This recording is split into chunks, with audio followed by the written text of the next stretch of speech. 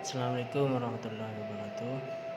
Di sini saya akan menjelaskan analisa zat gizi vitamin. Perkenalkan, nama saya Ahmad Maulidi, NIM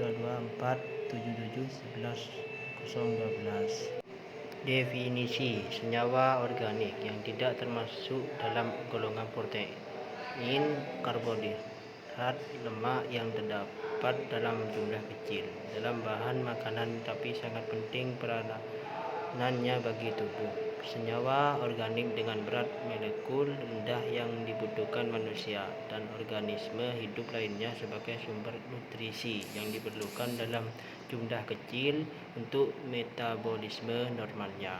3. Manusia tidak dapat mesintesis vitamin. Sebagian besar vitamin dan kebutuhan akan vitamin diperoleh dari makanan dan suplemen. 4. Kekurangan vitamin tidak terpenuhi gizi dalam tubuh.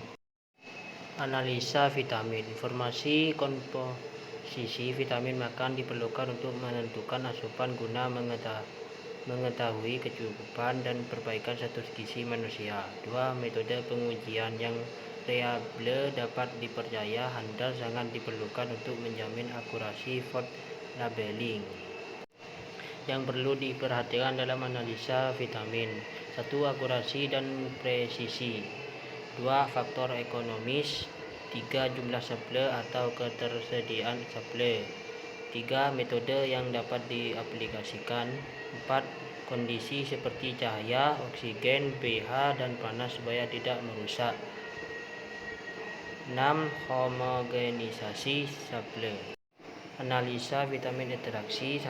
Analisa vitamin sebagai besar melibatkan interaksi untuk memisahkan vitamin dari matriks biologisnya. 2. Secara umum meliputi suatu atau beberapa perlakuan seperti panas, asam, alkali, pelarut, dan enzim. 3. Prosedur ekstraksi spesifik untuk setiap vitamin dan didesain untuk menstabilkan vitamin. 4. Prosedur ekstraksi dapat diaplikasikan untuk beberapa vitamin, misalnya untuk vitamin dan riboflavin dan beberapa vitamin larut dalam lemak. Vitamin A. 1. Sensitif terhadap cahaya UV, udara, beberapa peroksidan, suhu tinggi, dan kelembaban. 2. Perlu tahap untuk menghindari perubahan yang merugikan seperti pengaruh dari penggunaan barang pecah belah, nitrogen, dan vakum, sebagaimana pengaruh dari suhu tinggi. 3. Direkomendasikan untuk menambahkan antioksidan di awal prosedur.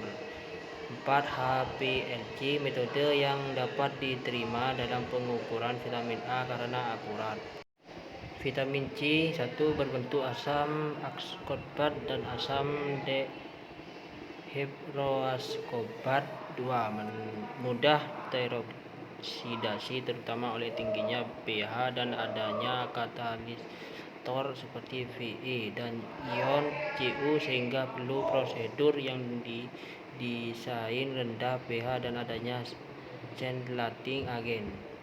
3. Oksidasi ringan. Asam ascorbat menghasilkan asam dihidroascorbat dan bersifat reversibel dengan adanya perlakuan dengan reducing agent, beta dan diuretal.